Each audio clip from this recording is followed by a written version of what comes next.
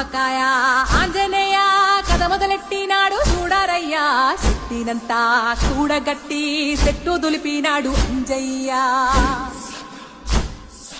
ఎర్ర ఛాయ కోతి అవతార వెంటమాయ కత్తి సేత పట్టకుండా కాయ కోసినాడు కపిలయ్యా